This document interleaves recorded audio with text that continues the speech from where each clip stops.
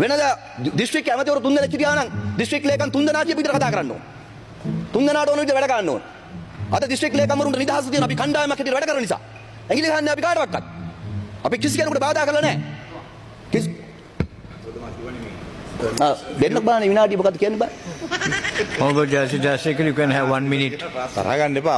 අපිට විමද්දගත සම්බන්ධව තාම ලිපි ඇවිල්ලා නැහැ. විමද්දගත සම්බන්ධීකරණ කමිටුව එව්වා නම් අපි අපේ යෝජනා ටික එවනවා. හැබැයි දැන් එවලා තියෙන චක්ලේඛන අනුව තියෙන්නේ සම්වර්ධන නෑ අපිට ඉතින් අපිට ලිපියක් එවන්න බෑ. අපිට සාමාන්‍යයෙන් මුදල් අමාත්‍යාංශයේ ලිපියක් එවනවා.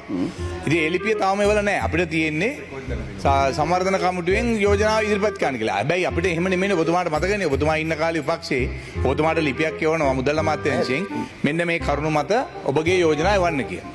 ඒ ටික අපි යවනවා දිස්ත්‍රික් ලේකම්. දිස්ත්‍රික් ලේකම්ට යවනවා දිස්ත්‍රික් ලේකම් කරනවා මුදල් අමාත්‍යාංශය. දැන් එහෙම එකක් නැහැ. මම කියන්නේ අන්න ඒකයි. සම්බන්ධීකරණ කමිටුවෙන් හරි අපිට ලිපියක් කියන්න. බොහොම ස්තුතියි. නැත්නම් දිස්ත්‍රික් ලේකම් ගරු සභාපතිතුමා ඉස්සර ඔහොම තමයි කරේ. මන්ත්‍රීවරුන්ට වෙන වෙනම ලක්ෂ 100 50 වෙන් කරලා ලියුම් එවනවා. මන්ත්‍රීවරයා ඊට පස්සේ මීටර් 50ට 100ට යෝජනා දානවා. අතට පහුගිය අවුරුදු පහේ මම පාර්ලිමේන්තුවේ හිටියේ නැහැ. මමත් හිතේ සම්ප්‍රදාය තමයි දැන් තියෙන්නේ කියලා. නමුත් පහුගිය ආණ්ඩු කාලෙම අපි නෙමෙයි. පහුගිය ආණ්ඩු කාලෙම දිස්ත්‍රික් විමර්ශක වැඩපිළිවෙල ඒ වෙනුවට යෝජනා එක මධ්‍යස්ථානයක් හැටියට දිස්ත්‍රික් සම්බන්ධීකරණ කමිටුවට අරගෙන දිස්ත්‍රික් සම්බන්ධීකරණ කමිටුවේ සාකච්ඡා කරන වැඩපිළිවෙල හදාගෙන තියෙනවා.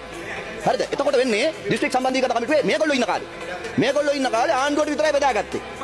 ඒක තමයි. හරියන්නේ. ඔයා ඉතින් කොයි පැත්තේ හිටියද කියලා හොයාගන්න බෑනේ. හිටපු ගමන් මේ පැත්තේ නෙමෙයි මේ පැත්තේ අර පැත්තේ විපක්ෂ ආණ්ඩු පැත්තේ මැද හැමතැනම ඉන්නේ.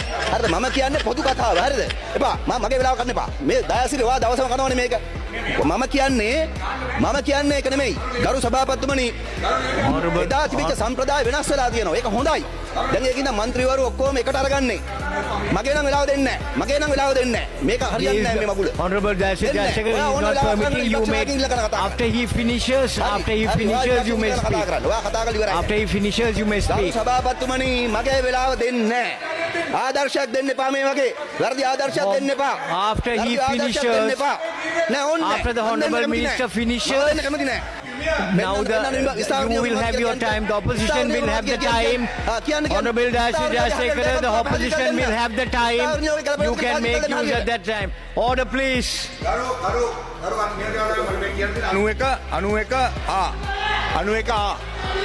91 Ken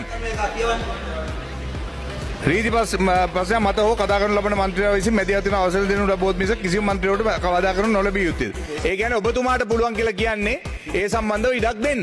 ඉතින් ඒක දෙන්න. ඉතින්. Honorable Jayasekara, you haven't raised a point of order. Let me continue the speech, sir.